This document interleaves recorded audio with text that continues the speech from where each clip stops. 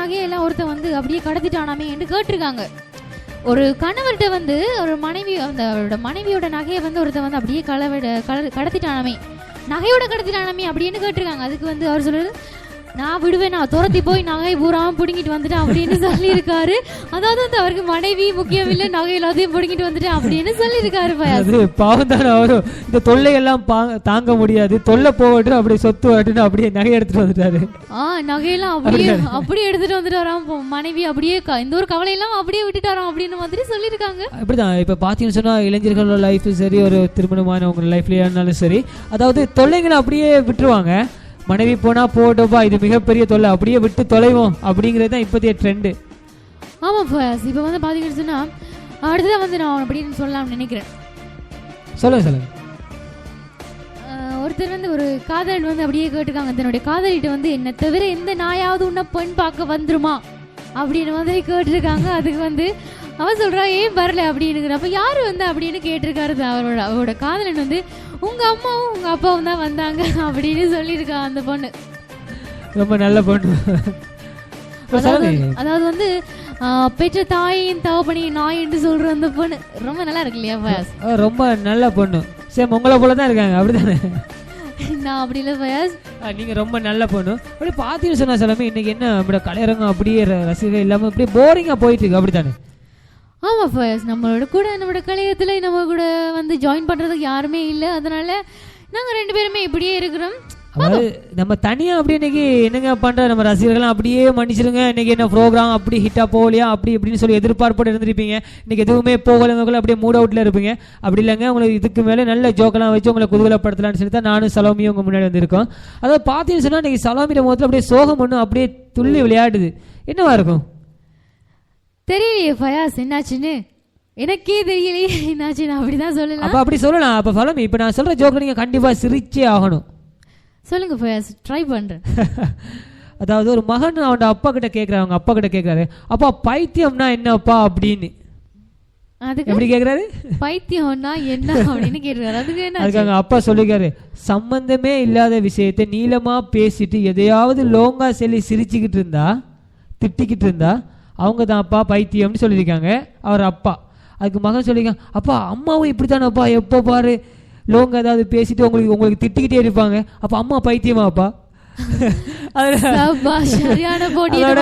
அவர் சொல்லியிருக்காரு, சத்தமா பேசாதடா சோத்துல விஷத்தை வச்சிருவா அப்படின்னு சொல்லியிருக்காரு. ஆமா வந்து இப்ப வந்து பாத்தீங்கன்னா அந்த கணவர் வந்து கொஞ்சம் ஜாக்கிரதையா கவனமா தான் இருக்கணும் அப்படின்றத நாங்க சொல்லிக் கொள்றோம். ஏதாவது கதைச்சிடாதீங்க சாப்பாடுல அப்படி நாங்க பொண்ணுங்க வந்து அப்படியே விஷயத்தை போட்டுருவாங்க, அதையும் அப்படியே முன்னுக்கு சொல்லிக்கிறோம். நீங்க ஏன் பொண்ணுங்கெல்லாம் இப்படியே இருக்கிறீங்க? அதாவது நீங்க அப்படியே திருந்துற வரைக்கும் பொண்ணுங்கெல்லாம் இப்படியே தான் இருப்பாங்க அப்படின்றது ஒரு நியதி அப்படிதான் நியதி. கேட்டுக்கங்க ரசிகர்களா, அதை சொல்றாங்க. எப்பயுமே ஆண்கள் அடங்கித்தான் போகணும் இல்லையா, நாங்க எங்க வேலையை காட்டிடுவோம் அப்படின்னு சலமி சொல்றாங்க. நீங்க அடக்குறதுக்கு போது நாங்க வந்து அப்படியே புயல் மாதிரி அப்படியே பொங்கி எழ வேணாமா பெண்கள் வந்து, அதனாலதான் இப்படி எல்லாம் பண்றது. பெண்கள் இப்பதான் பொறுத்தது போதும் பொங்கி எழுங்கள், அப்படிதான். ஆமா அப்படிதான்.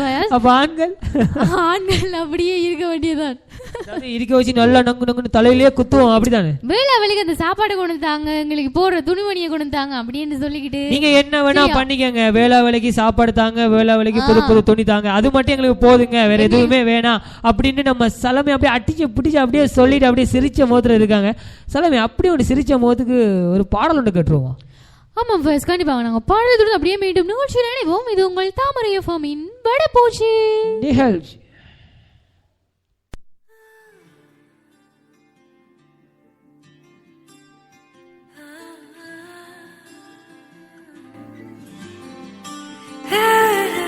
காதல் கண் கட்டுதே, கவிதை பேசி கை தட்டுதே,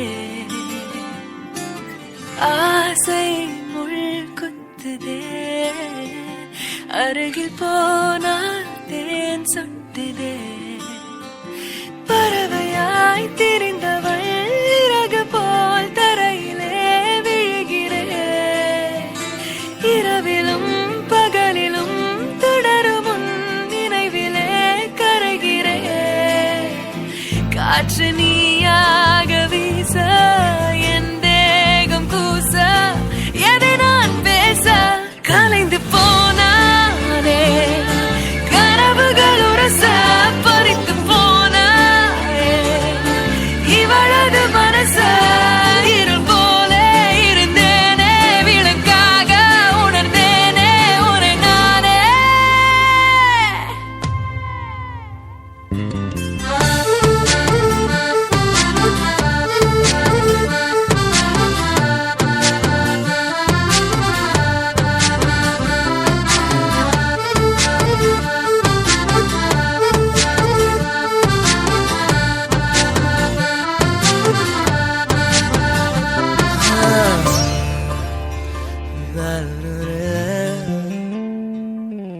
பார்வை கொஞ்சம் பேசுது, அருவம் கொஞ்சம் பேசுது, பதிலாய் எதை பேசிட தெரியாமல் நான்.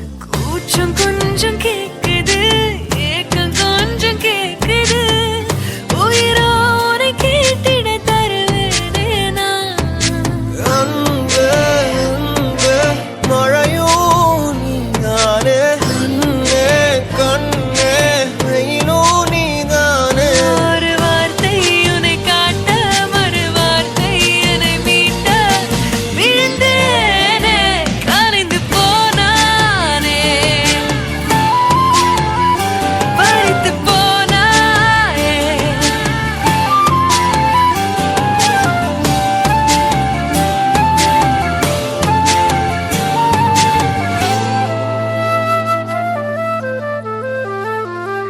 ஓ காதல் கண் கட்டுதே, கவிதை பேசி கை தட்டுதே,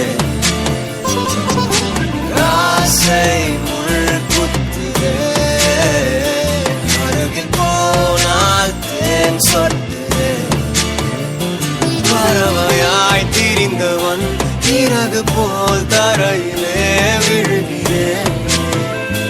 இரவிலும் பகலிலும் தொடரும் உன் நினைவிலே கரைகிறேன். காற்று நீயா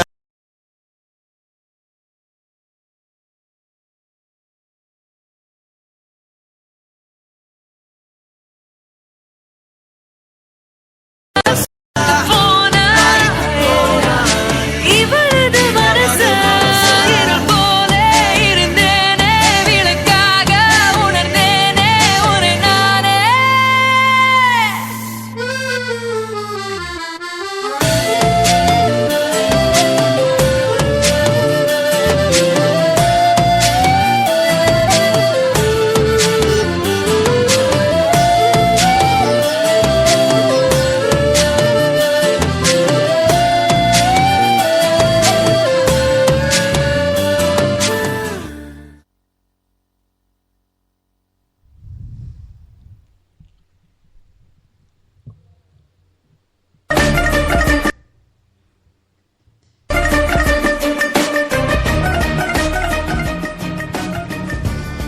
பாடலை தொடர்ந்து மீண்டும் நிகழ்ச்சியில் இணைஞ்சிருக்கிறோம். இது உங்கள் தாமரை எஃப்எம்மின் வாடா போச்சு. நேர்கள் எங்களோட இணையதளம் மூலமாக இணைந்து கொள்ளலாம். www.tamarayfm.com மூலமாக. நம்மளுடைய நிகழ்ச்சியில வந்து அட்டகாசமான பாடல்களையும் காமெடியெல்லாம் அப்படி நாங்கள் தந்துட்டே இருக்கோம். நம்மளுடைய நேர்களுக்காக நம்ம கடி மொக்கை அப்படியெல்லாம் போட்டுட்டே இருக்கோம். நானும் ஃபயாஸும் நேர்கள் சிரிச்சுட்டே இருப்பீங்க எங்களை பார்த்து அப்படின்னு. எங்களோட காமெடி சிரிக்க மாட்டாங்க, உங்களுடைய நாங்க சொல்ற அந்த விதத்தை பார்த்து சிரிப்பாங்க இல்லையா ஃபயாஸ்? நிச்சயமா. அதாவது நம்ம மொக்க காமெடிக்கு அப்படி எல்லாருமே சிரிப்பாங்க. அப்படி பார்த்தீங்கன்னா சொல்லாமல் இப்படி தான் ஒரு இன்டர்வியூ நடக்குது, நேர்முக பரீட்சை அப்படி தான் சொல்லுவாங்க. அப்போ ஒருத்தர் போயிட்டு அப்படியே பார்த்துருக்காரு. அப்போ ஒரு கேட்டுக்காரு, உங்களுக்கு பிடிச்ச நாடு எது அப்படின்னு கேட்டு, இவர் கெத்தா அப்படியே ஸ்டைலாக எனக்கு சுவிஸ்லாம் அது ரொம்ப பிடிக்கும் சுவிஸ் அப்படியே சொல்லியிருக்காரு. என்ன உங்களுக்கு சுவிஸ் பிடிக்குமா, அப்போ உங்களுக்கு அந்த ஸ்பெல்லிங் சொல்லணும்னு சொல்லியிருக்காரு. உடனே அவன் இல்லப்பா எனக்கு சுவிஸ் பிடிக்காது, கோவா தான் ரொம்ப பிடிக்கும்னு உடனே மாத்திட்டாரு. அதாவது கோவா வந்து ஸ்பெல்லிங் அப்படியே ஈஸியா சொல்லிடுறாங்க இல்லையா, அதுக்காக வேண்டி அப்படியே சொல்லியிருக்காரு இல்லையா ஃபயாஸ்? அப்படியே சொல்லியிருக்காரு. பாத்தீங்கன்னு சொன்னா எவ்வளவு ஒரு காமெடி நடக்குன்னு பாத்தீங்களா? ஆமா ஆமா, அந்த ஸ்பெல்லிங் மிஸ்டேக்கால பாத்தீங்களா அந்த ஒரு பெரிய நாட்டை விட்டுட்டு கோவாக்கு போற அளவுக்கு அப்படி போயிடுச்சு. இதான் நாங்க பசங்க எப்பயுமே சமாளிச்சு போயிடுவாங்க. பாத்தீங்களா எப்படி சமாளிச்சு சொல்லு. ஆமா, அந்த பசங்க அப்படிதான், பசங்களும் தான் பொண்ணுங்களும் தான் சும்மா கெத்து தாவா கெத்து கெத்து கெத்து இல்லையா ஃபயாஸ்? அந்த எந்த ஒரு விஷயத்தையும் அப்படியே சமாளிக்க கத்துக்கொள்ளணும் இல்ல, அதுக்காக வேண்டிதான் அதெல்லாம். சமாளிக்கிறதுக்கு எங்களை அடிக்க ஆக்களே இல்லைங்க, அப்படிதான் சொல்ல முடியும். பாய்ஸ்னா சும்மா செம்ம சீன் போட்டு அப்படியே சமாளிச்சுட்டு போயிடுவாங்க. ஆனா எப்படிங்க நீங்க என்ன மாதிரி அப்படியே சமாளிப்பீங்களா இல்ல அப்படியே மொக்க போட்டு அப்படியே டாரப் பண்ணிடுங்க? சமாளிச்சுதானே ஆகணும் ஃபயாஸ், அப்படி இருந்தா தான் வாழ்க்கையை கொண்டு போக முடியும். இப்போ பார்த்தீங்கன்னு சொன்னால் ஒரு லவர் கிட்ட வந்து லவர் வந்து கேட்குறாங்க, தன்னோட காதலன் கிட்ட வந்து கேட்குறாங்க என்ன அப்படின்னு பார்த்தீங்கன்னு சொன்னால், எப்போ பார்த்தாலும் என்ன செல்லம் டார்லிங் அப்படின்னு கூப்பிடுறீங்களே, என் மேலே அவ்வளோ பிரியமா அப்படின்னு கேட்டிருக்காங்க. அதுக்கு வந்து அவரு சொல்லியிருக்காரு, டக்குன்னு உன் பேர் ஞாபகத்துக்கு வரவே இல்லை, அதான் செல்லம் டார்லிங் அப்படின்லாம் கூப்பிடுறேன்னு சொல்லியிருக்காங்க. இப்போ சலோமி இப்போ சொன்ன அந்த மொக்க ஜோக்கு எல்லாருமே சிரிச்சிருப்பாங்க. அப்படியே மொக்க அப்படியே சலோமி இன்னைக்கு ஜோக்கை அடிச்சுக்கிட்டே இருக்கிறாங்க. இப்போ வியூவர்ஸ்லாம் அப்படியே பார்க்குறீங்க, என்னப்பா இந்த பொண்ணு ஜோக்கே செல்லாதா, மொக்கையாவே போட்டுக்கிட்டு இருக்கு என்னப்பா அப்படின்னு சொல்லி பார்த்துட்டு இருக்காங்க. இந்த சலோமி இதுக்கு முதல்ல ஒரு நல்ல ஒரு ஜோக்கா அப்படி சொல்லி நம்ம ரசிகர்களை சிரிக்க வச்சிருங்க. அப்போ நான் இவ்வளோ நேரம் சொன்னது அப்படியே மொக்க அப்படின்னு சொல்றீங்களா ஃபயாஸ்? ஆமா நம்மளுடைய நேயர்கள் சிரிச்சிருக்க மாட்டாங்க அப்படின்னு சொல்றீங்க. சரி ஓகே, பிரச்சனை இல்லை, நான் அப்படியே விட்டுறேன். அப்படி பாத்தீங்கன்னா சொன்னமே ஒரு கணவன் எங்க அம்மாவுக்கு மூச்சு விட ரொம்ப சிரமமா இருக்குன்னு சொல்லி அவர் தன்னோட வைஃப்கிட்ட சொல்லியிருக்காரு. அம்மா மூச்சு விட ரொம்ப கஷ்டப்படுறாங்க அப்படின்னு சொல்லி. வைஃப் எப்படிப்பட்ட ஆள் இவங்கெல்லாம், கேர்ள்ஸ்லாம் மாமியார் கொடுமை. அவர் சொல்லியிருக்காங்க, எதுக்குங்க கஷ்டப்பட்டு சிரமப்பட்டு மூச்சு விட, அப்படியே விட்டுற சொல்லுங்க, அப்படியே போயிடட்டும், சனியன் தொலைஞ்சிடட்டும், நிம்மதியா இருக்கலாம் அப்படின்னு சொல்லியிருக்காங்க. மாமியார் தொல்லை இருக்காது இல்லையா, அதுக்கு அப்படி சொல்லியிருக்காங்க. சொல்லியிருக்காங்க இப்படித்தானே நீங்களும் அப்படித்தானே திருமணத்திற்கு பிறகு இதெல்லாம் நடக்கும் அப்படின்னு நாங்க சொல்றோம். அதாவது நிச்சயமா இல்லைன்னு கூட நாங்க சொல்ல மாட்டோம், திருமணத்துக்கு பிறகு நடக்கலாம் அப்படின்னு சொல்லி சிலமி சொல்லியிருக்காங்க. நிச்சயமா ஒரு கொலை விழும் ஒரு கொலை விழும் அப்படிதான் சொல்லலாம். இப்போ வந்து பாத்தீங்கன்னு சொன்னா நம்மளுடைய நேயர்களுக்காக வந்து நாங்க பாடல்களையும் காமெடியெல்லாம் அப்படியே தந்துட்டே இருக்கிறோம். இப்போ வந்து பாத்தீங்கன்னு சொன்னா நம்மளுடைய நிகழ்ச்சியில அடுத்ததா வந்து ஒரு காமெடி தொடர்ந்து மீண்டும் நிகழ்ச்சியில் இணைவோம். இது உங்கள் தாமரை எஃப்எம்மின் வடபோச்சு.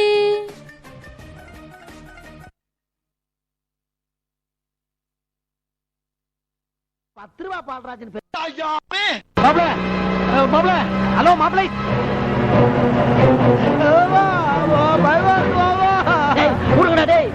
நான் கல்யாணம் மாப்பிளோட நானு. மாமா இங்க பாருங்க மாமா, கழுத்துல அருவா வச்சான். கடைசியா எப்படா பாண்டியா நம்மள பிரிச்சுட்டாங்களே. எங்கடா கூட்டு போறீங்க? உங்களுக்கு என்ன டிரைவிங் லைசன்ஸ் குடுக்குறாங்க, 8 போட்டு காட்டுறீங்க. மறுபடியும் இங்கே வர்றாம்பா விடுங்கடாது. சர்க்கஸ்ல வந்துருங்க, சுத்தாகிற தலை சுத்து இல்ல. தெரியுதுடா. எங்கடா எஸ்கேப்? வண்டி மாறி இருக்கு, வஸ்தாது மாறி இருக்கு, நம்ம வாழ்க்கை இன்னும் மாறலையடா. அங்க பாரு, போலீஸ் உங்களை பிடிக்க வருது. அங்க பாரு, ஒரு பொண்ணு மரத்தடியில ட்ரெஸ் சேஞ்ச் பண்ணுது. அங்க போய் பாருடா. பாண்டியா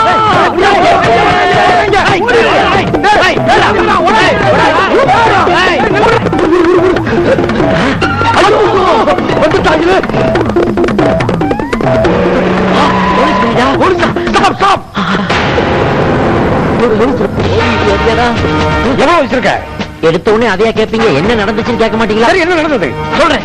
நானே இவனும் ஜானவா வாயில வசப்ப வச்சு தேய்ச்ச அத்தை சாப்பத்துல கதை சொல்லிக்கிட்டு இருக்க.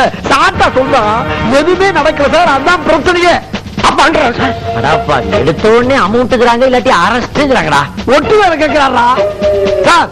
நாங்க புது மாப்பிள்ள சார், கல்யாணம் பண்ற நேரம் பார்த்து சில காலி பசங்க எங்களை கடத்திட்டாங்க. முதல்ல அவனுங்களை போய் பிடிங்க சார். கூட்டு வா. இந்த ₹10 பால்ராஜை யாரும் ஏமாத்த முடியாது. ஆமா, உங்களுக்கு ஏன் சார் ₹10 பால்ராஜன் பேர் வச்சிருக்காங்க? அவர் லிமிட் அவ்வளவுதான், அதான் சொல்றாரு. சும்மாரா, உங்களை ஏன் கடத்துவாங்க? அதான் சார் எங்களுக்கும் தெரியல. ஏயோ, நாங்க என்ன ராணுவ தளவாடங்களை கடத்தணுமா, இல்ல தண்டவாளத்தை கழட்டி ஆபரேட்டுக்கு விட்டோமா? ஏன் எங்களை கடத்துனீங்க சார்? நாங்களா கடத்தல சார், 2 பாட்டிங்க காசு கொடுத்து இவங்களை கடத்த சொன்னாங்க சார். யாரா அந்த பாட்டிங்க? ஆரவள்ளி, சூரவள்ளி. அட பேக்கு, பேர் கேட்காமலே கல்யாணத்துக்கு ஒத்துக்கிட்டியா? நம்ம கட்டிக்க போற பொண்ணுங்க பேர் ராது. எல்லாமே அவனுக்கு லேட் ரியாக்ஷன் சார். அவன் கேட்கலாம். எங்க அவன் பொண்ணுங்க சார்? உன் பொண்ணுங்க எங்க?